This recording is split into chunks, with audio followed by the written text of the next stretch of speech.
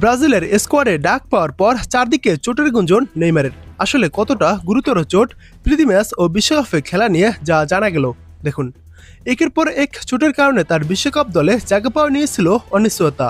দম বন্ধ উত্তেজনার পর কার্লো আনচেলত্তির দলে জায়গা মিললেও নেইমারের বিশ্বকাপ খেলা নিয়ে সংশয় কাটছেই না। আবারও চোটে পড়েছেন 34 বছর বয়সী ব্রাজিলিয়ান এই তারকা। সান্তোস জানিয়েছে, ডান পায়ের কাফ মাসলে চোট পাওয়ায় ক্লাবটির হয়ে সামনের ম্যাচগুলোতে তিনি মাঠে নামতে পারবেন না। 27 মে ব্রাজিলের বিশ্বকাপ ক্যাম্পে যোগ দেওয়ার কথা রয়েছে নেইমারের। নেইমার সর্বশেষ চোটে পড়েছেন গত রোববার ঘরের মাঠে করিটিভের বিপক্ষের ম্যাচে। সেদিন ম্যাচের দ্বিতীয়ার্ধে কাফের সমস্যার কারণে মাঠে প্রাথমিক চিকিৎসা নেওয়ার পর তাকে তুলে নেওয়ার সিদ্ধান্ত নেওয়া হয়। তবে নেইমার বিষয়টি বুঝতে না পারে আবারও মাঠে ঢুকে পড়েন।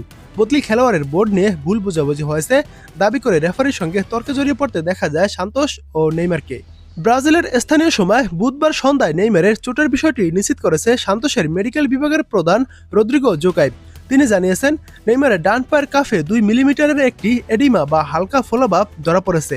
তবে ব্রাজিল সমর্থকদের জন্য সুখবর হলো, আগামী সপ্তাহে বিশ্বকাপের জন্য ব্রাজিলের জাতীয় দলের ক্যাম্পে যোগ দিতে নেইমারের কোনো সমস্যা হবে না।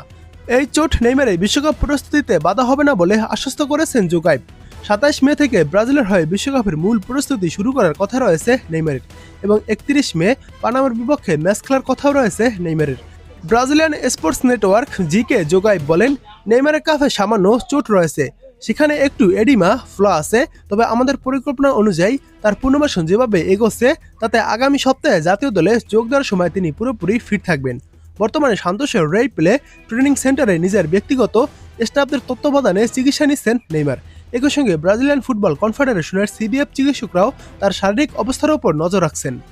যুক্তরাষ্ট্র, কানাডা ও মেক্সিকোর যৌথ আয়োজনে হতে যাওয়া বিশ্বকাপের জন্য 18 মে ব্রাজিলের চূড়ান্ত দল ঘোষণা করেন কার্লো আনচেলত্তি। এর দুদিন পরই নেইমারের চোটের খবর সামনে এলো।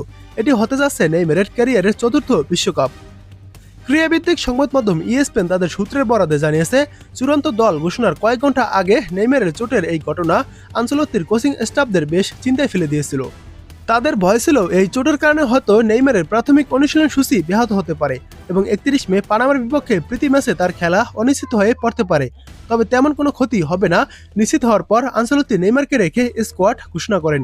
চোটের কারণে বুধবার কোপা সুদা আমেরিকানায় সান লরেঞ্জের বিপক্ষে খেলেননি নেইমার। শনিবার ব্রাজিলের লিগের ম্যাচে গ্রেমিও এবং মঙ্গলবার সুদা আমেরিকানের গ্রুপ পর্বের শেষ ম্যাচ দেপোর্তিভো কুয়েঙ্কার বিপক্ষে মাঠে নামা হবে না নেইমারের।